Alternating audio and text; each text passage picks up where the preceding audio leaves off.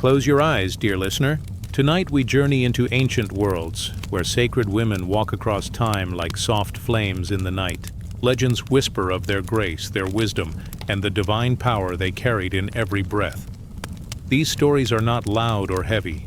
They are gentle as candlelight, woven from the rivers of myth and the starlit sands of forgotten temples. Each chapter drifts slowly, carrying you deeper into calm, deeper into stillness, until sleep itself folds you into its quiet embrace. So let us begin this journey together, one legend at a time, resting in the voices of sacred women whose light has never dimmed. If these stories bring you peace, consider subscribing so you can return to this gentle space each night. And if you feel called, share in the comments where in the world you're listening from. Our stories, like rivers, meet in the same ocean of sleep. The night is gentle. The sky spreads wide above you like a velvet cloth woven with silver threads.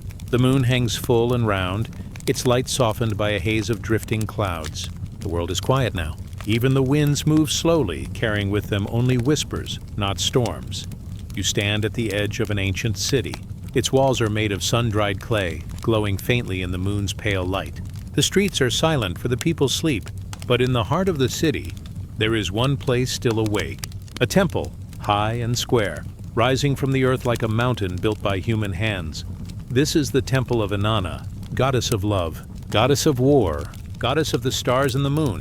Her name flows through the rivers and echoes in the chants of those who serve her. And tonight, her priestesses gather. The steps leading up to the temple are smooth with age. Countless feet have walked them. Pilgrims, kings, wanderers, seekers. You drift upward softly, as though the stairs rise to meet you. At the top waits a vast courtyard, open to the sky. Torches burn low, their flames steady and warm. Between them, pools of oil glimmer, catching the moon's reflection. At the center of the courtyard, the priestesses begin their sacred song. Their voices are gentle, rising and falling like the tide. They do not sing for the ears of men, nor for the pride of performance. They sing for the moon herself, for Inanna, for the mystery that lives between earth and heaven. The first voice begins alone. A clear note, long and steady, like a silver thread cast upward. Then another joins, weaving harmony. Then another, and another, until the air is filled with sound. It is soft yet powerful, a lullaby for the night. The moon listens, the earth listens, and you listen too. The priestesses wear robes of white linen, simple yet flowing, tied with cords dyed deep red. Their hair is dark, braided and bound with golden rings that glint in the torchlight. Around their necks hang small crescents of silver, shaped like the moon they honor. Their leader steps forward. She is older than the others, her face lined by years of prayer and song. Yet her eyes shine like water under starlight. She raises her arms to the heavens, palms open, fingers spread wide. And as she does, the chant grows softer, as though the whole courtyard breathes with her. She calls not with words, but with sound. A tone that feels like both a prayer and a blessing. It carries no command, no demand, only an offering. The air grows cooler. The torches sway, though no wind touches them. Above, the moon seems brighter, as if leaning closer to hear. Inanna, the moon goddess, is said to walk between realms. She is both gentle and fierce, both nurturing and untamed. She is the morning star and the evening star. The priestesses sing to her not in fear, but in devotion, as one would sing to a mother, or to a lover, or to a dream that guides the soul. Their chants speak of rivers swelling with spring, of seeds breaking through soil, of lovers meeting in secret gardens, of children born in joy. Each note is a seed planted in the night sky. Each harmony a stream flowing toward heaven. The listener, the sleeper, you feel the chant moving through you. It does not ask you to understand. It only asks you to rest. Around the courtyard, jars of fragrant oil release their scent. Frankincense, myrrh, cedarwood. The air is rich with earth and sky combined. The smoke drifts upward in soft spirals, like prayers taking form. You drift with the smoke, upward, higher, lighter. The courtyard below becomes a dream. The song becomes a heartbeat. The moon becomes a vast mirror, catching every sound and folding it into silence. Somewhere, far below, the river Euphrates moves slowly.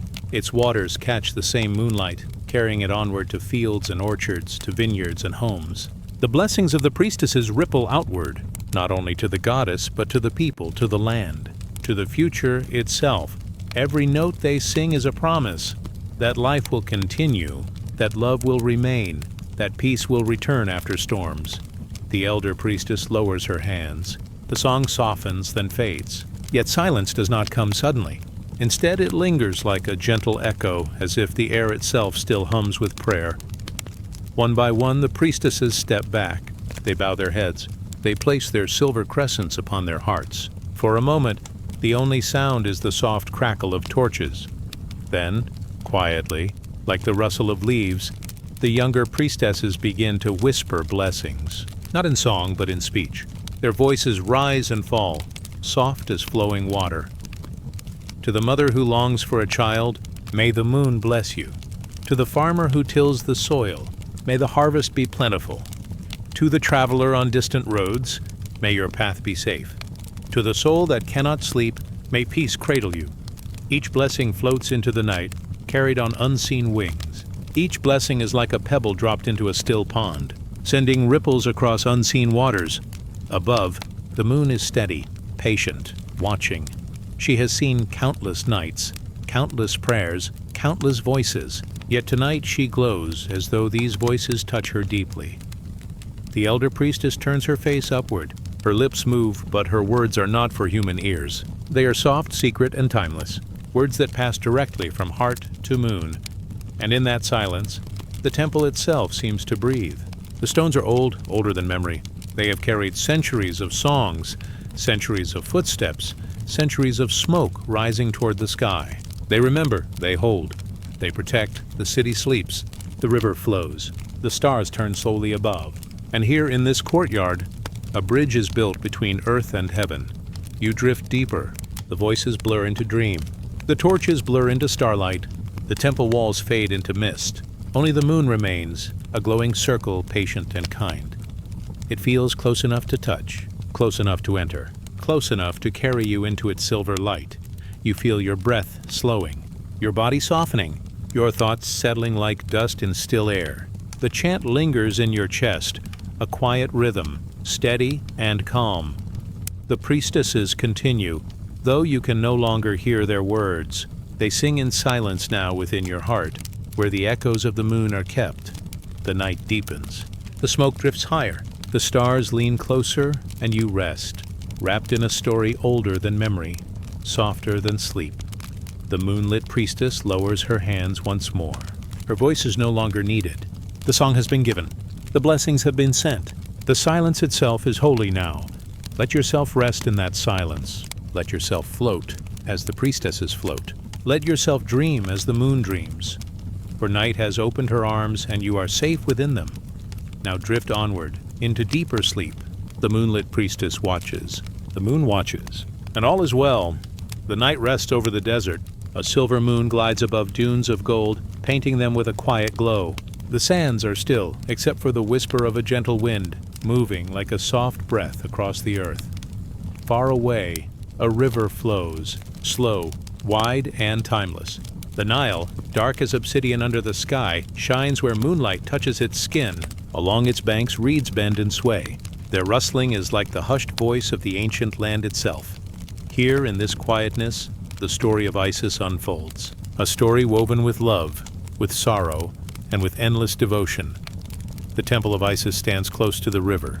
Its walls are carved with lotus blossoms, with stars, with the image of a woman crowned by the sun's golden disk held between two horns. The goddess waits there, eternal, watching her children with eyes both tender and strong. Within the temple, priestesses walk with bare feet over smooth stone. Oil lamps flicker, their light warm and golden. The air is filled with the scent of lotus and myrrh, sweet and calming.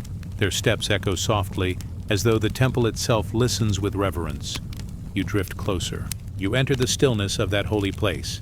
The torches waver like fireflies, and the shadows dance like silent attendants. At the altar, carved of alabaster, stands a figure of Isis. Her arms are outstretched, wings carved wide, like a mother gathering her children to her chest. At her feet are offerings, jars of honey, bowls of figs, polished stones, and flowers gathered from the banks of the Nile, all placed with love, all placed with faith. Isis is the mother, the magician, the healer. She is the one who binds broken things and restores them to life. Her name is whispered in times of grief, sung in times of joy, and called in times of danger. She does not turn away. She listens. Long ago, her beloved Osiris was taken from her, his body torn, scattered across the land. Yet Isis did not abandon him. She searched the rivers and deserts, the mountains and valleys. Piece by piece, she gathered him. Piece by piece, she made him whole again. With her spells, with her devotion, with her breath of love, she brought him back. Life where there was no life. Hope where there was only silence. From their love came Horus, the falcon child, whose wings would one day stretch across the sky. And Isis became known not only as wife, but as mother, protector of children, guardian of the lost. The priestesses sing her hymns. Their voices are soft, like ripples spreading across still water. They chant of her journey through the deserts, of her courage in the face of sorrow, of the magic she wove from words and tears. Their song tells of her wings. When Isis spreads her wings, she shelters the helpless. When she spreads her wings, storms grow quiet. When she spreads her wings, the dead remember life. The song rises, then falls, like the slow rhythm of breathing. Each note seems to float upward to the open sky, where the stars lean close to listen. The sound is gentle, lulling, steady, like the heartbeat of the earth itself. You drift deeper into the temple. You feel the presence of Isis, not fierce, not distant, but close, tender and strong. Her magic does not burn. It does not strike. It soothes. It heals. Imagine her hand resting on your shoulder, light as a feather.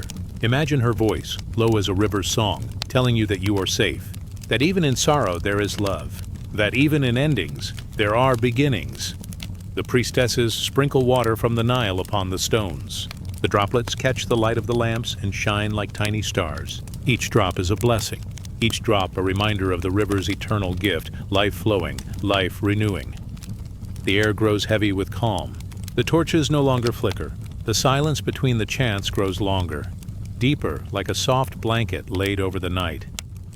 Beyond the temple walls, the desert waits. Its silence is vast. Its stars are endless. Yet even there Isis is present. Her wings are not bound by stone. Her magic is not locked away in holy chambers. She moves with the winds. She moves with the waters. She moves with every breath of the living. She is in the cry of a newborn child. She is in the soft hands that comfort the weary. She is in the voice that whispers, "Rest now. You are held. You are loved." The priestesses kneel. Their voices lower until the chant becomes almost a hum, soft as bees in a garden. Their foreheads touch the stone. Their hands press to their hearts. The air grows warm, golden, and still. In this stillness, it feels as though Isis herself walks among them. Not as a distant goddess, but as a mother stepping softly through the temple, blessing each soul with her presence. Her story is not only one of power, but of tenderness. She teaches that love can mend what is broken, that patience can outlast despair, that devotion can draw life even from silence. The Nile outside flows steadily, carrying her blessings far from the temple. Its waters touch fields and villages, bringing food, bringing sustenance. Just as Isis touched Osiris and brought him back to life, the Nile touches the earth and brings it into bloom. Water, love, magic, all flow from the same source. All return to the same sea. You rest in this truth. You drift with the Nile.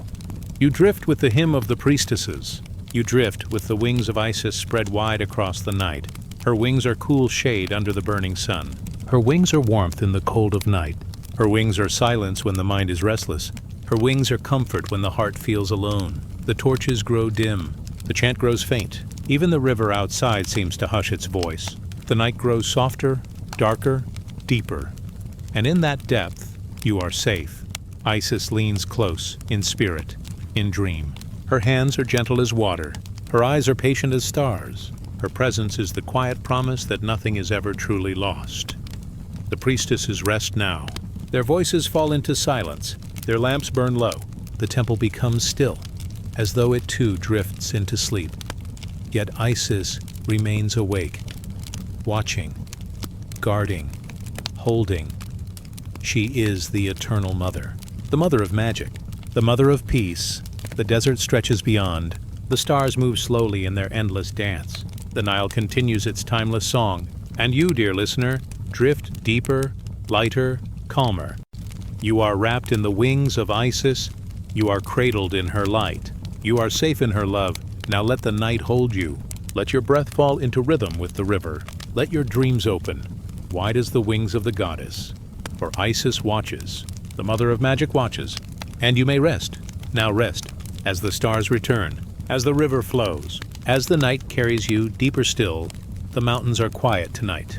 The air is cool and thin, carrying the faint scent of pine. A silver mist lingers between the rocky slopes, rising like smoke from the sleeping earth. The stars above are clear and bright, scattered across the sky as though poured by a patient hand. Far below, a spring flows gently from the rock. Its water is cold and pure, whispering softly as it trickles through moss and stone. Travelers drink from it before climbing higher, for it is said that the spring cleanses the mind, washing away dust, worry, and fear. At the top of the sacred mountain stands a temple. Marble columns rise like white trees, polished smooth by centuries of wind and prayer. This is the temple of Apollo, god of light, god of music, god of prophecy. And within this temple waits the voice of the oracle. The Pythia sits upon her seat. She is not a queen, yet kings bow before her. She holds no crown, yet her words shape the fate of cities. She is the chosen voice of Apollo, the messenger between gods and mortals. Her seat is a simple tripod placed above a hollow in the earth. From that hollow rises a warm breath of vapor, a sacred fume that drifts upward in slow curls, carrying the whispers of the unseen. The chamber is dim. Torches line the walls, their flames bending gently as though in reverence. The air is heavy with laurel leaves, burning softly in bronze bowls. Their smoke mingles with the sacred vapor, filling the chamber with a dreamlike haze. The oracle closes her eyes. Her hands rest upon her lap, palms upward, still as stone. Her breathing slows. Her head bows slightly. She does not force the vision. She waits as the river waits for rain, as the seed waits for spring. Outside, seekers gather. They come from distant lands, guided by faith and hope. Some are kings, carrying questions of war and empire. Some are wanderers longing for a path. Some are lovers, torn by choice and longing. All have walked the sacred road, offered gifts at the altar, and prayed in silence for the oracle's words. They do not rush. They do not shout. They wait in stillness, knowing that the voice of Apollo cannot be hurried. Time itself seems to soften at the gates of the temple, and so the Pythia breathes, and so the sacred vapors rise, and so the voice begins. Her words come slowly, like water dripping from stone. Her tone is soft, neither loud nor hurried. At first the phrases are unclear, half-formed, like dreams fading in morning light. Then as the air thickens, her voice steadies. The chamber listens. The seekers lean closer. She speaks of rivers that overflow, of fires that rise, of stars that turn unseen paths across the sky. She speaks of journeys by sea, of choices at crossroads, of seeds that sleep before they bloom. Her words are not commands, but visions, symbols, waiting to be carried in the heart. The oracle does not answer questions as one answers a friend. She does not give simple yes or no. Instead, she paints with sound, guiding the listener to find meaning in the space between. Each prophecy is a mirror, showing both the seeker's hope and the truth beyond it. The temple itself seems alive. The marble columns hum softly, as though touched by the god's lyre.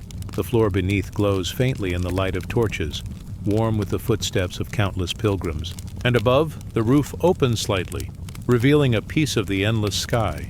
Through it, a single star shines, steady and still. The oracle raises her hands. Her fingers move gently, as though shaping the air. The smoke thickens, rising in spirals that twist like vines, reaching upward to the unseen heavens. Her words now grow softer, slower. She speaks of the golden light of Apollo pouring down upon the earth.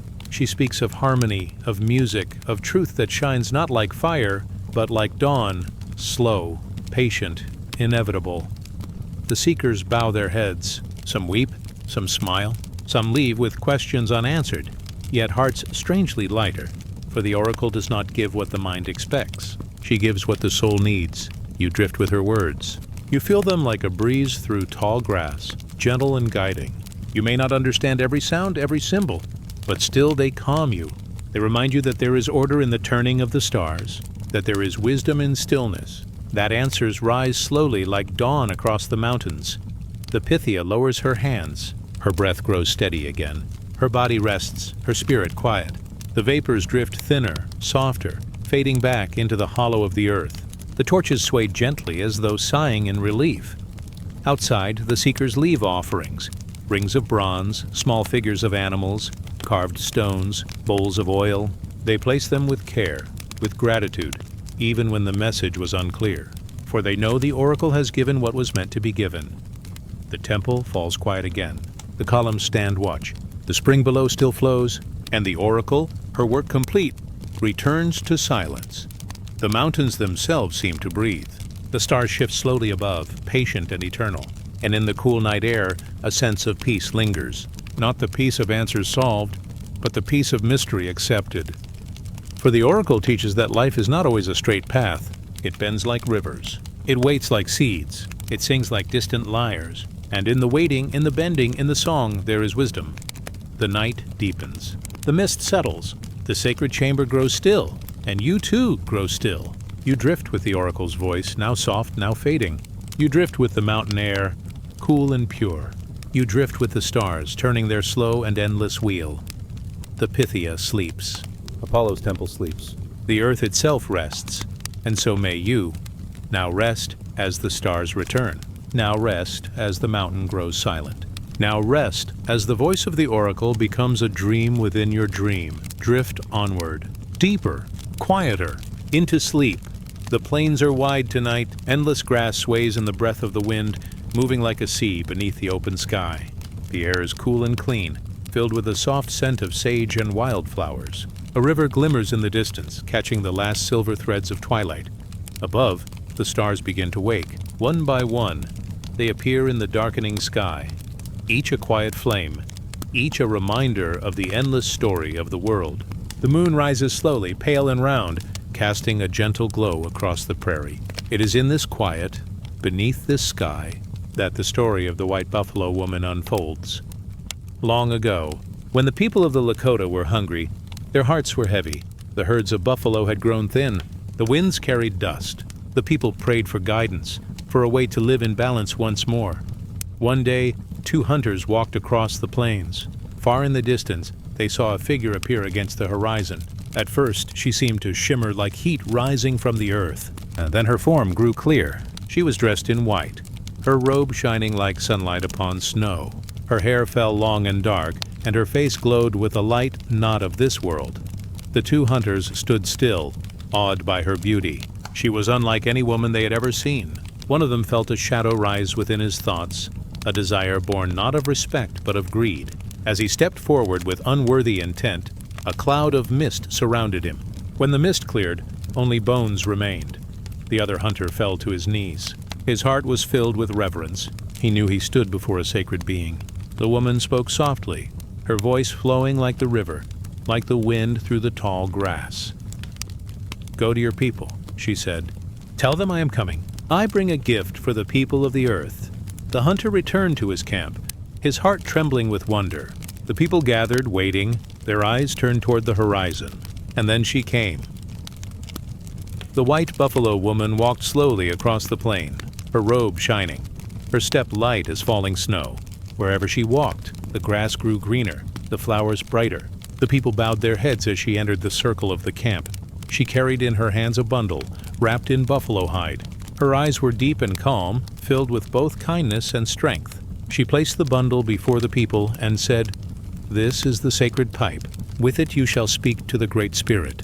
With it you shall pray for all beings, for the two-legged, for the four-legged, for the winged, and for all that lives upon the earth." The people watched as she unwrapped the bundle. Inside was a pipe carved with care. The bowl was shaped from red stone, the stem from wood.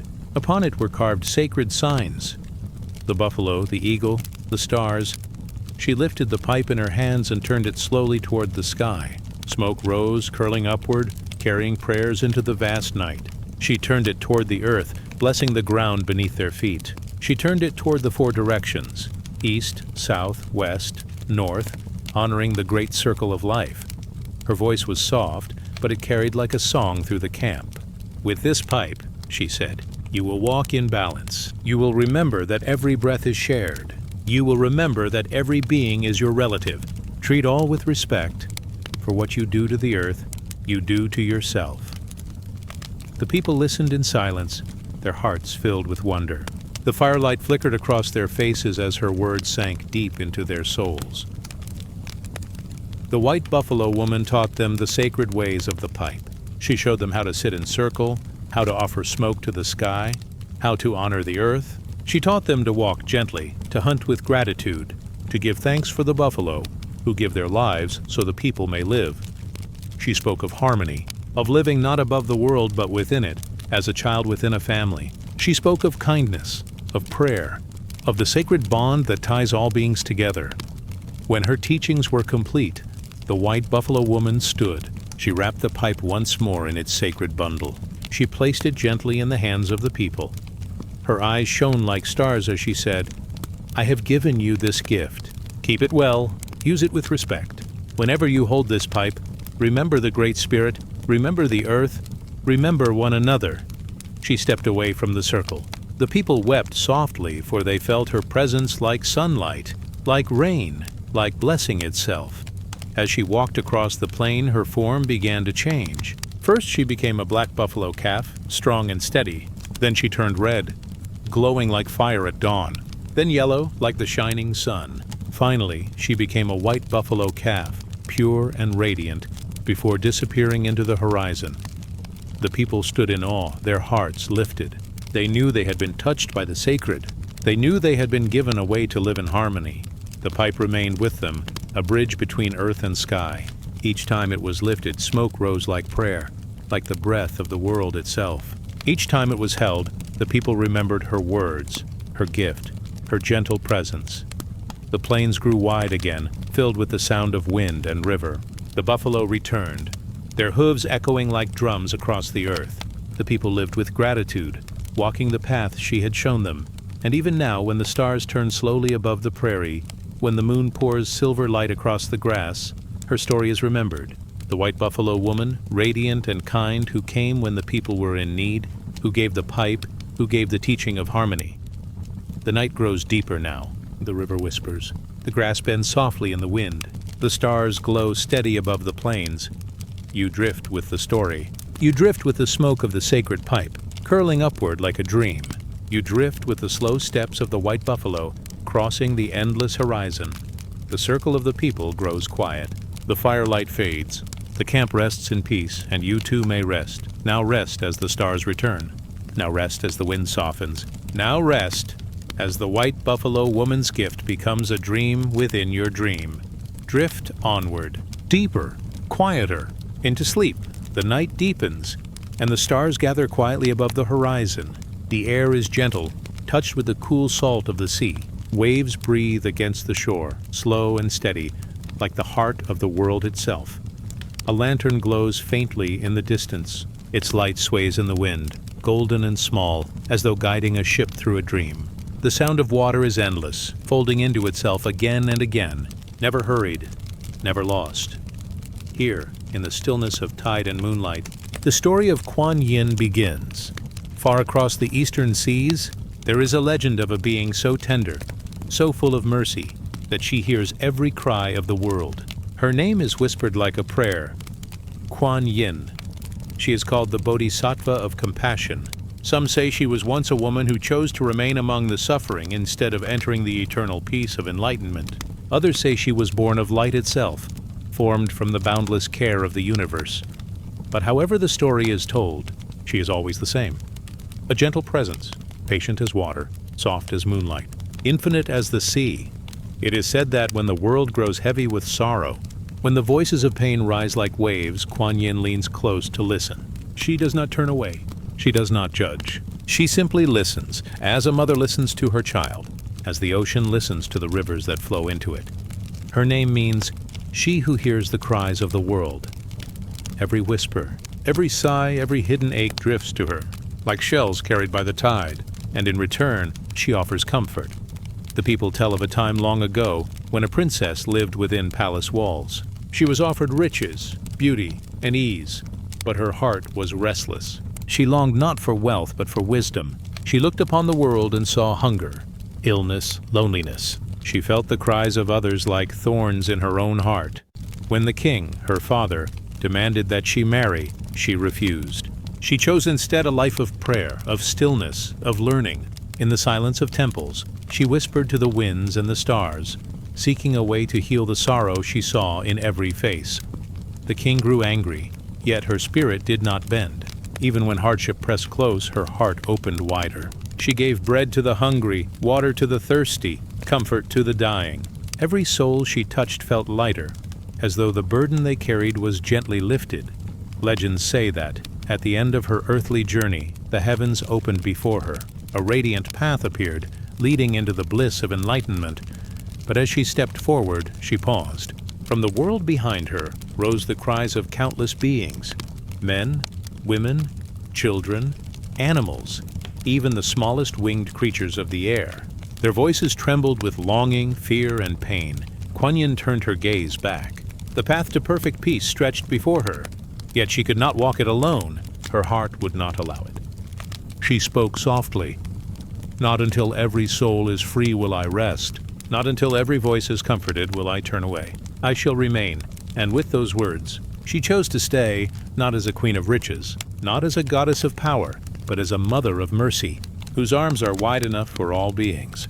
In paintings and carvings, she is often shown standing upon a lotus, floating over the waters. The lotus rises pure from the mud, untouched by the soil that birthed it, a sign of hope, a promise of purity. In her hands she holds a vase, filled with the nectar of compassion. From it she pours blessings over the earth, drop by drop, like rain falling on thirsty fields. At her side, a willow branch bends gently. The willow does not break in the storm. It bends, it yields, it weathers the wind. So too does Kuan Yin. Never harsh, never rigid, always bending toward kindness. Her face is serene, eyes lowered in compassion, lips curved in the quietest smile. To look upon her is to feel the weight in the chest loosen, the breath deepen, the mind rest. Fishermen at sea whisper her name when storms gather. Mothers call to her when their children are sick. Travelers pray to her for safe passage, soldiers for peace, the weary for comfort, and the stories say she answers. Not always with miracles, not always with sudden change, but always with presence. A dream in the night, a soft wind when the heart feels heavy, a white bird appearing on the horizon. She is the sound of water when one feels alone. She is the glow of the moon when one feels lost. She is the whisper of, "You are not forgotten," in the quiet hours before dawn. It is said that every tear that falls is known to her. Every cry, every hidden sorrow is carried like a pearl into her ocean of mercy. There, the sharpness of grief is softened, the heaviness lifted, the heart cradled in stillness. For her compassion is not only for the strong or the holy or the worthy, it is for all, for those who stumble, for those who falter, for those who are afraid. Her mercy does not choose. Like rain, it falls on every field. Like the sea, it gathers every river. Sometimes she appears in visions. A traveler, weary and alone, may see her rising from the waves. A child in fever may dream of her hand upon their brow. A village in sorrow may find a white lotus blooming where none had bloomed before. These are her signs, soft, fleeting, but enough to remind the heart that mercy is near. That kindness has not vanished, that love is always listening. And so her story flows onward, like the tide, across generations, across lands. Her name spoken in temples, in homes, on ships, in fields. Her image carved in stone, painted on silk, woven into dreams. She does not ask for riches, nor temples, nor sacrifice. She asks only that kindness be passed onward, that compassion be given freely, that each heart become like the willow, bending but unbroken, like the lotus, rising unstained. Now the sea grows quieter. The waves fall into slower rhythm, like a lullaby sung by the earth. The lantern on the horizon sways, then dims, as if carried into dream. The stars above shine steady, their light falling softly upon the water. The moon glides higher, silver and round, casting a gentle path across the waves. And Kuan Yin, the ocean of mercy, is present here too. Not distant, not hidden, but near, in the breath, in the stillness, in the soft beating of the heart. You drift now, as though floating on her waters. Each wave carries you deeper into calm. Each breath is a tide, moving in, moving out, without effort, without end. You rest in her arms, safe as a child, soft as the sea itself. The cries of the world fall away. The sorrow of the day loosens its hold. Only peace remains. Only mercy. Only the endless rhythm of compassion flowing like water, like moonlight, like dream.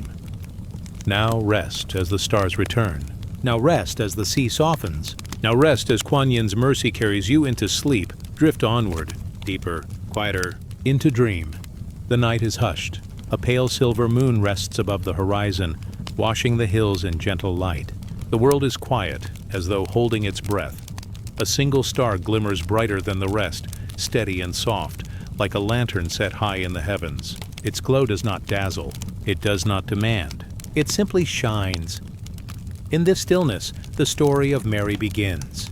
She is not loud. She is not adorned in gold or crowned in jewels. She is known instead by silence, by purity, by an enduring love that flows like a hidden spring through the heart of humanity. Long ago, in the village of Nazareth, the nights were filled with the sound of crickets and the scent of olive trees. Among its quiet homes lived a young woman whose spirit was tender and steadfast. Her days were simple. Her hands shaped bread. Her voice lifted in prayer. Her heart listened to the whisper of the unseen. It is said that heaven bent low to her, carrying tidings that would change the world.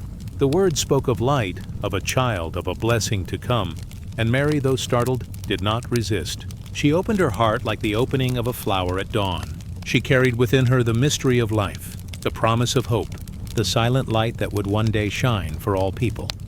Through her, the world came to know Jesus, yet her own story is often woven in quiet threads. She walked not in temples of grandeur, but on dusty roads. She carried water, tended to family, and prayed beneath the stars. Her holiness was not marked by thunder, but by stillness, by endurance, by love that does not fail. Legends tell of her gentle strength. When sorrow shadowed her days, she did not shatter. She held grief within her arms, just as she once held her child. Her heart was pierced, yet it remained open, pouring love even when the world was cruel. This is Mary, the silent light. Not blazing like fire, but glowing like the moon, constant, enduring, always present even when hidden by clouds. In sacred images, she is often shown clothed in blue, blue like the endless sky, blue like still waters, blue like the robes of peace itself. Upon her brow rests serenity, and in her gaze, compassion. Some see her with hands folded in prayer, others with her arms extended offering comfort. Often she is shown cradling her child, the way night cradles the earth, with tenderness that asks for nothing in return. She is the eternal mother, not only to one child, but to all who call upon her. In her presence, the restless find calm, the sorrowful find comfort, the weary find rest. Pilgrims across the centuries have whispered her name. Her shrines are lit with candles that flicker like stars fallen to the earth. Her statues stand in chapels in mountain caves by quiet rivers, even at the edges of fields where farmers kneel at sunrise. Each flame, each flower placed at her feet is a sign of gratitude, of longing, of trust. For Mary is known not by distance, but by closeness. She is the mother who hears without words, the heart that understands before the lips can speak. The story of her life flows like a river, sometimes bright, sometimes heavy with shadows. She knew joy, but she also knew pain. She knew the laughter of a child at play, but she also knew the silence of loss. Yet through it all, her faith never dimmed. Her presence was steadfast, like a candle burning quietly in a storm.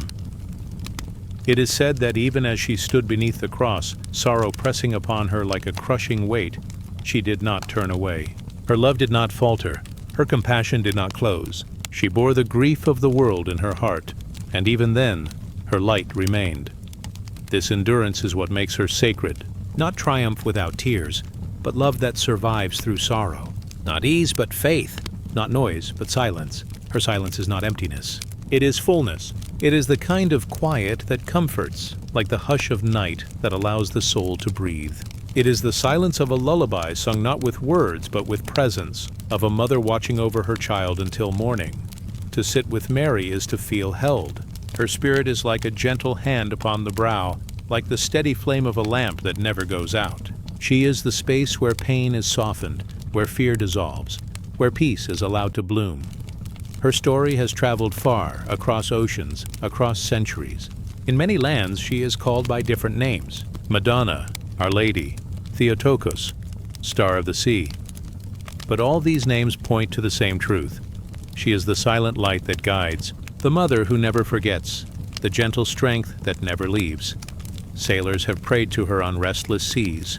Villages have sung her name during famine and storm. Children have whispered to her in the dark, believing she would hear. And always. Her presence is near, but not always with answers. Not always with miracles, but always with love. Like the moon, she reflects the greater light. She does not seek glory for herself. She shines by turning hearts toward peace, toward hope, toward love that endures beyond time. In her, the world finds the gentleness of God expressed in human form. In her, the world sees that holiness can dwell in silence, in endurance, in tenderness. Her story whispers, even in sorrow, love remains. Even in darkness there is light. Even in silence there is presence. Now the night deepens once more. The star above Nazareth fades into the wide ocean of sky. The olive trees are still. The hills are quiet. Mary's light lingers, soft as breath, steady as the moon. It does not waver. It does not fade. It continues to cradle all who rest beneath it. You drift now, held by this silent light. It falls around you like a veil of peace, cool and gentle, wrapping you in safety. The burdens of the day loosen. The weight of thought softens. There is nothing to carry now, only rest, only the quiet strength of love, steady as the night. So let the stars return. Let the silence deepen. Let the Mother of Peace cradle you, as she has cradled so many through time. Now rest beneath her gentle gaze. Now rest in her endless embrace. Now rest within the silent light. Drift onward, deeper, softer, into dream. The night is soft, but soon it will lift. The sky begins to pale at the edges, like paper brushed with the first trace of ink. A hush lingers in the air, filled with the promise of dawn. And in this space between dark and light, a story stirs. The story of Amaterasu, the radiant sun of Japan. Her light, once hidden, once withdrawn, found again through laughter, music, and joy.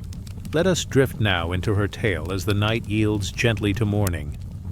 Long ago, in the age when God still walked the earth, Amaterasu was born from the gleam of water, the shining daughter of the Sky Father and the Earth Mother. Her radiance was not of flame, but of golden warmth that nourished life. When she opened her eyes, the heavens brightened. When she smiled, rice fields grew green, flowers unfolded, rivers danced with silver fire. Her presence was the day itself. She was the sun, carried in gentle form, not fierce and burning, but steady, life-giving, the warm hand that rests upon the world. Yet even the gentle sun can know sorrow. Amaterasu had a brother, Susanu, a storm spirit, wild, untamed, his heart restless as the sea in turmoil. Where she brought light, he brought thunder. Where she offered calm, he carried chaos. The balance of their ways was fragile. And one day his storm grew too heavy. He raged, tearing through fields, scattering seeds, shaking the earth with his fury.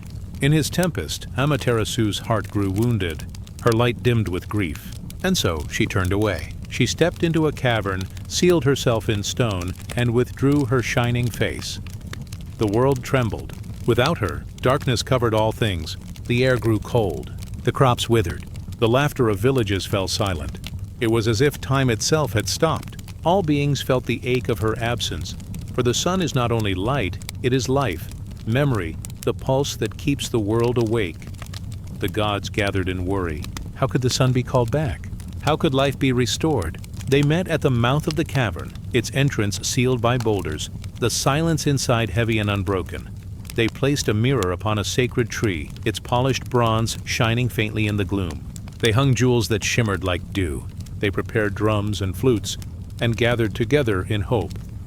And then, one among them, Uzume, the goddess of mirth, began to dance. Her dance was playful, her laughter bubbling like water from a spring. She stamped her feet, she shook her hair, she lifted her voice in song. The other gods joined her, clapping their hands, drumming their palms on the hollow earth, sending rhythms into the dark. Laughter rose, bright and unrestrained. Joy rang out, echoing into the cavern. Amaterasu, hearing this strange music, grew curious. Her sorrow had been deep, Yet curiosity tugged at her heart. Why did they laugh when the world was shrouded in night? She stepped closer to the cavern's edge. There, before her, she saw the mirror glimmering with light. She thought she glimpsed another sun, a glow as bright as her own. She leaned forward, drawn to its brilliance, and as she did, the gods rolled away the stone. At that moment, the world breathed again. Her radiance spilled outward, filling the sky, washing the land in gold. The fields awakened. The rivers gleamed. The shadows fled. Laughter had called her forth. Joy had opened the cavern. And once more, the sun was within the world. This story of Amaterasu carries a gentle wisdom. Even the brightest light may sometimes hide. Even the most radiant spirit may seek silence and shade. Yet laughter, love, and music have the power to draw light forth again. The heart responds not to force, but to joy. The spirit awakens when reminded of beauty. Amaterasu teaches that within each being there is a sun that can hide, and a sun that can return. Her light continues to shine in many ways. In shrines across Japan, she is honored as the ancestor of emperors, as the giver of rice, as the one who guides with warmth and order. But beyond temples and ceremonies, she is also the morning itself. Each sunrise is her presence renewed. Each golden dawn is her face emerging from the cavern once more. The roosters crow in her name. The flowers turn their heads to her light. The seas reflect her silver-gold path, and so every day the world remembers. Her story is retold in the rhythm of time itself. She is more than myth. She is a mirror for the soul. For when sorrow makes the heart withdraw, when shadows press too heavily, there is still a way back. Not through anger, not through force, but through the gentle call of joy. Laughter opens the door. Compassion rolls away the stone. And within each person, the sun returns. Now, as this story settles into your heart, imagine the dawn around you. Soft light stretches across the horizon. The hills glow faintly. The trees shimmer with dew. The air warms slowly, gently, like a blanket of gold. You feel the hush of the world awakening. Not rushed, not loud, but peaceful, measured, soft as a deep breath. Amaterasu's light rests upon your brow, steady and calm. It reminds you of your own inner sun, quietly waiting, always able to rise again. Stay with this warmth. Stay with this glow. There is no need to move, only to rest, only to breathe, only to feel the dawn within. The story has ended, but its light remains. It lingers like morning mist, like the golden edge of clouds. Let the sun within you rest in peace. Let its glow cradle your sleep. Now the day has begun in the tale, but here, in your bed, you drift deeper into night's embrace. So close your eyes more fully. Let the warmth surround you. Let your spirit drift like a leaf on a gentle stream. The cavern is open. The light has returned. The world is whole. Now rest, as the sun within glows softly. Now rest, as the story fades into dream. Now rest, in Amaterasu's gentle dawn. Drift onward, deeper, softer, into sleep. The desert lies beneath a silver sky. Stars shimmer like tiny lamps, scattered across the vast and endless dark. The air is cool, yet dry, and the sands stretch out like a soft ocean, each grain glowing faintly beneath the moon. It is here, in this quiet land of wind and stone, that mystics once walked, women of prayer, their hearts carried like vessels of stillness. They spoke little, but their silence was full of meaning. Their footsteps, like soft drum beats, echoed across the sands of time. Tonight, let us wander with them, not in haste, but slowly, as if each breath is a prayer, and each pause is a door to the divine. Long ago, before temples rose tall with stone, before cities filled the horizon with light, the desert had already been a holy place. Wide, open, bare of distraction, it drew the soul inward. The early Christian women, known as the Desert Mothers, left behind the noise of the world. They carried no wealth, only prayer, and settled in caves or small huts, where silence itself became their companion. Far to the east, in other deserts, women of Sufi devotion walked as well. They spoke of God as beloved, as friend, as a vast ocean of mercy. They sang their prayers to the night wind, their voices carried like incense into the endless dark. Though distant in land, their hearts shared the same river. Both knew that silence, deep and unbroken, is not empty. It is full of listening, full of presence, full of God. Imagine one such mystic now. She walks barefoot upon the sand. The stars above her turn slowly, their light painting the dunes with silver.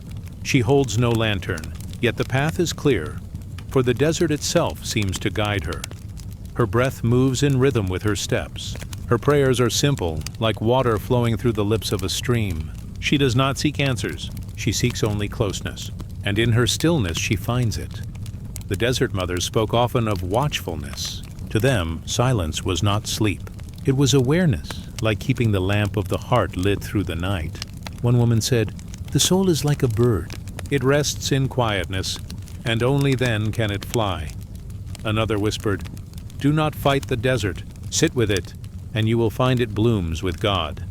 Their words were few, but like seeds, they have lasted through centuries. Seeds carried by the wind, still alive, still whispering. Across the sands of Arabia, Sufi women mystics lifted their voices in poetry. They spoke of longing, not as sorrow, but as love, reaching toward love. One sang, "If I look for you in the world, I am blind. But when I look into the silence, I find you shining." For them, the desert was a mirror. Its vast emptiness reflected the soul. Its endless horizon reminded them that the divine has no boundary. And so, like the desert mothers, they embraced stillness, not as loss, but as fullness. Picture now the desert at dawn. The sky softens, turning from black to deep indigo, then to rose and pale gold. The mystic sits upon a stone, her body wrapped in a simple cloth. She does not hurry. She breathes, and the desert breathes with her. Her heart listens, her soul opens, and in the silence of the sands, she feels the nearness of God, closer than her own breath. The teachings of these women were not written as laws. They were lived as whispers. They showed the world that strength is not always loud, nor clothed in armor. Sometimes strength is soft. Sometimes it is quiet endurance, gentle patience, steady devotion. They knew that the desert can seem harsh, its winds sharp, its nights cold, its days burning. Yet within that harshness there is purity, a stripping away until nothing remains but soul and God. The story of the desert mystic is not of one name, but of many. It is a river of voices flowing across centuries, across lands, across faiths, different songs, different prayers, but one stillness, one silence, one God. And when we walk with them in memory, we feel their gift, the reminder that peace is always near, closer than sound, closer than thought. It rests in the desert within us, the place of silence inside the heart. Now imagine yourself walking there. The night is cool. The sand beneath your feet is soft. A faint wind stirs, carrying the scent of dry sage. You see the horizon stretch without end. The stars glimmer patient, eternal. Each step is easy. Each breath is slow. You carry nothing but stillness. You are not searching. You are resting. The desert holds you gently, like a cradle of earth. Its silence does not press. It soothes. It softens. It sings without sound. As you walk, you notice a small fire ahead. Around it, women sit in a circle. Their heads are bowed. Some whisper words of prayer. Some simply listen. The flames glow softly, painting their faces with peace. You join them in silence. No one turns to look. No one needs to. The silence welcomes you as if it had been waiting. You feel the warmth of the fire. You hear the soft sigh of wind, and within yourself, a quiet light begins to glow. This is the heart of the desert mystic. This is her gift. The night deepens again. The fire fades to embers. The circle remains still, its peace unbroken. In this stillness, the desert has become a temple. The sand, the wind, the stars, all are part of the prayer. And within this prayer, you rest. Let the story settle now.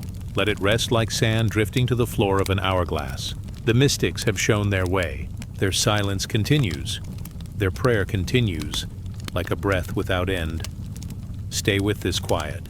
Let it soften your thoughts. Let it cradle your heart. The desert is not empty. It is full of presence. It is full of God. It is full of peace. So let us drift onward, carried by its stillness. Let us drift into rest, where silence is soft as a blanket. Now rest, as the stars return. Now rest, as the desert sings without sound. Now rest, In the company of the mystics, the sands are wide, the night is deep, and the silence holds you. Drift onward, deeper, softer, into sleep. The night drifts open like a sail unfurling in slow silence. Soft winds move across an ancient sea, carrying whispers of spice and sandalwood, carrying songs older than memory. The waters are calm, deep as the sky above, where stars linger like lanterns hung in eternity. You float within this moment, where time bends, where past and present meet in stillness. Far across the horizon, a ship glides gently. Its wood breathes with age. Its ropes hum softly against the breeze. Upon its deck stands a woman, cloaked in silk that catches the starlight like flowing water. She is the Queen of Sheba, sovereign of a fertile kingdom, keeper of mysteries, bearer of wisdom that blooms like desert flowers after rare rain. Her eyes rest upon the endless sea. They hold questions and answers together, woven like threads of gold through dark cloth. She journeys not for conquest, not for war, but for wisdom. Her heart, bright with longing, seeks the meeting of two great rivers of understanding, her own and that of Solomon, the king whose name echoes through lands like a bell of light. The ship moves slow, unhurried, as though the sea itself wishes to cradle her passage. Each wave that rises seems to bow. Each breeze that falls seems to carry blessing. In the silence of the night, she whispers prayers to the stars. Not prayers for power, not prayers for riches, but for insight that rests deeper than treasure. For truth that lies quiet like a pearl within the shell of the world, the queen recalls her land as she sails. A kingdom of frankincense groves and golden dust, where temples glowed with lamps, and merchants moved like rivers across desert roads. She remembers the taste of honeyed figs, the scent of blooming myrrh, the sound of drums echoing at dusk. Her people called her radiant, but she carried her light humbly, knowing that every flame belongs first to the great fire of creation. As the sea rocks her gently, she thinks of Solomon, the king whose wisdom was said to surpass the ages, a man who could read the language of birds, who listened to the winds as though they were scriptures, who ruled not by sword, but by insight. She wonders if his wisdom will mirror hers, or if it will stretch further into spaces she has not yet seen. The stars begin to fade into dawn. A soft band of silver rises at the edge of the waters. The queen's ship glides toward the promise of land. Her hair catches the first threads of light, as though the sun itself has bent to greet her. Soon the ship enters the mouth of a river, wide and calm. Palm trees rise upon its banks, their fronds trembling in the morning breeze. Birds call out, announcing the new day. And there in the distance, a city shines. Jerusalem.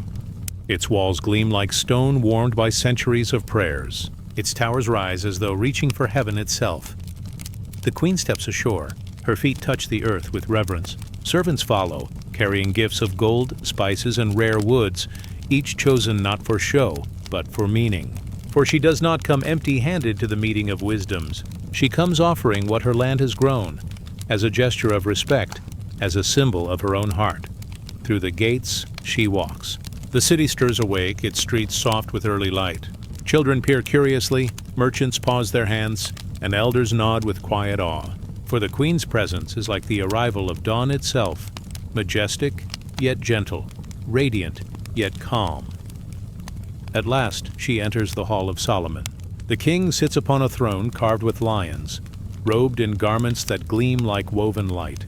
Yet it is not his throne, nor his robe, that gives him majesty. It is his eyes that see not only the surface of things, but the deep river that flows beneath them. The queen bows, and Solomon rises. Their gaze meets like two stars recognizing each other across the wide night. No words are spoken at first, for silence holds its own wisdom. Then gently she begins to speak. She brings her questions not to test, but to learn. Questions of life and death, of heaven and earth, of spirit and body, of mystery and meaning. Solomon listens. He does not hurry to answer. He lets the weight of silence carry the shape of each question. And when he speaks, his words are soft, yet full, like the river that nourishes every root. He speaks of balance, of justice tempered by mercy, of truth carried with kindness, of the heart's secret doorway to the divine. The queen listens, and her spirit stirs. For though she has known wisdom in her own land, here she hears it sung in another voice, another rhythm. Together their words weave like threads into a single cloth, rich and strong. neither one above the other, neither one below, but each a reflection, each a mirror. For wisdom is not a crown to be worn by one alone. It is a fire that shines brighter when shared. It is a well that grows deeper when drawn from by many hands.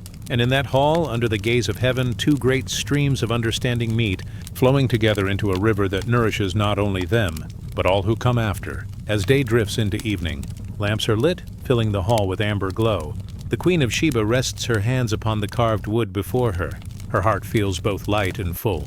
She has found what she sought, not only answers, but the meeting of souls, the recognition that wisdom lives everywhere, in every land, in every heart that listens deeply.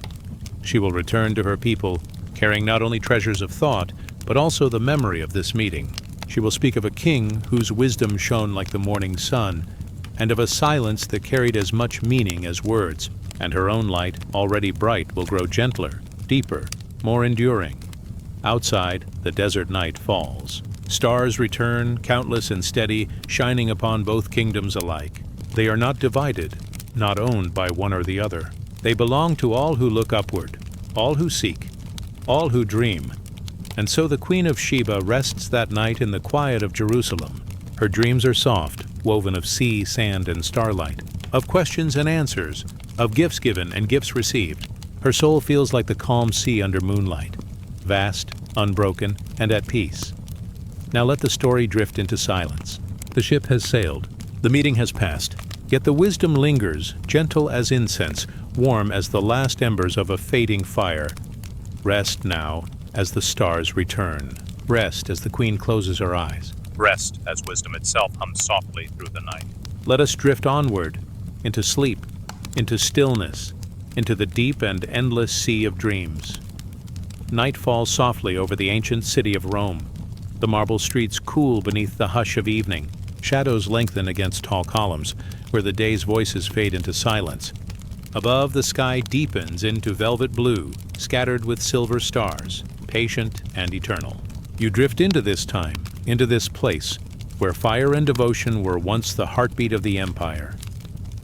At the heart of the city lies the Forum, a wide open space where temples rise like mountains of stone. And in the center, there is a small, quiet sanctuary, round in shape, simple yet holy. Here lives the flame, not an ordinary flame, but a sacred fire said to guard the life of Rome itself. It flickers steady, never allowed to die, for its breath is the breath of the city, its glow the promise of protection. Within this sacred round temple move figures robed in white. They are the Vestal Virgins, chosen as children, taken from their families to live within these walls. They carry the solemn duty of tending the flame. Their lives are quiet, shaped by devotion and silence. Their footsteps echo gently against marble floors, soft as a prayer whispered into the night. One moves forward now, carrying a small bundle of fresh wood. Her hands are steady, her eyes lowered in reverence. She kneels before the flame, feeding it with care, watching it leap higher for a moment before settling once more into its soft rhythm. The firelight touches her face, and for an instant she glows as though she herself is made of flame. Around her the air is still, heavy with incense. The scent of laurel and pine drifts upward, mingling with the faint crackle of fire. Outside, the city may stir with laughter, with commerce, with soldiers returning home. But here in this round temple there is only stillness, stillness and the flame. The Vestals keep watch day and night. They rise with the sun, they guard through the dusk. They whisper prayers in the darkness before dawn. The flame is never left alone, never abandoned, never forgotten. It is said that if the fire were to fade, disaster would fall upon the empire. And so their vigil is both sacred and vital. But beyond duty, the flame holds a deeper meaning. For fire is not only heat and light, it is spirit, it is memory, it is the link between heaven and earth. The flame dances like the soul itself, always moving, never still, yet never lost. Imagine now the quiet nights within the temple. The city outside has fallen asleep. Only a faint murmur of distant water, and the rustle of leaves remain. Inside, the round chamber glows with the soft orange of the eternal fire. The shadows it casts flicker upon the curved walls, like spirits gathering, like ancestors leaning near. A Vestal sits close to the flame. Her white robe pools around her like moonlight caught upon stone. Her hands rest upon her knees, her breathing slow, her gaze steady upon the fire. She does not speak, for there is no need. The flame itself speaks in a language older than words. It tells of beginnings, when fire was first given to humankind. It tells of hearths where families gathered, of camps where travelers found safety, of temples where prayers rose with the smoke. It tells of warmth in the coldest winter, of light in the darkest cave. And it tells her too of the fire that burns within the heart, the fire of courage, of devotion, of love. She listens with her whole being, and in her silence, she understands. She is not only tending this flame for Rome, she is tending it for all who need light, for all who need warmth, for all who seek the eternal spark within themselves. Year after year, the Vestals live in this rhythm. Some grow old within these sacred walls, their hair turning silver, their steps slowing, their eyes deep with wisdom. Others serve their years and return to the world beyond, carrying with them the quiet strength of the flame. But each in their time is bound to the same circle of devotion. Each in their time becomes a bearer of eternity, and the flame itself, constant through centuries, becomes a symbol greater than Rome. It is the promise that light can be kept alive through care, that devotion, when steady, outlasts the rise and fall of empires, that within silence something eternal may be found. Picture the temple now, under a sky filled with stars. The city sleeps, the flame still burns. Its glow reflects in the eyes of the Vestals, as though the fire lives within them too, and perhaps it does. Perhaps every flame tended in the world becomes part of the greater fire that burns unseen, the fire of the Spirit. This is why the story endures, not because of the empire, not because of the stone, but because of the light that never dies, the light that belongs to every soul. For each of us carries an inner flame, quiet but constant. It is the warmth of kindness, the glow of love, the spark of wonder, the steady fire of faith. When we care for this flame, it guides us. When we honor it, it strengthens us. When we share it, it multiplies, spreading warmth into the cold places of the world. And like the Vestals of old, we become keepers of something eternal. So let this vision rest within you now. The round temple, the soft glow, the silent women in white, the eternal fire that never falters. See the flame steady, see it dance, see it reflect the very rhythm of your own breathing. Slow, gentle, constant, alive yet peaceful.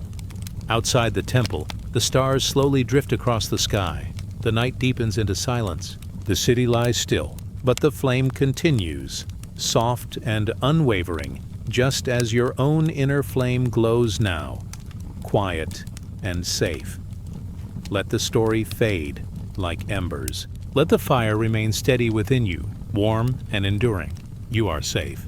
You are at peace. The flame is with you, as it has always been, as it will always be.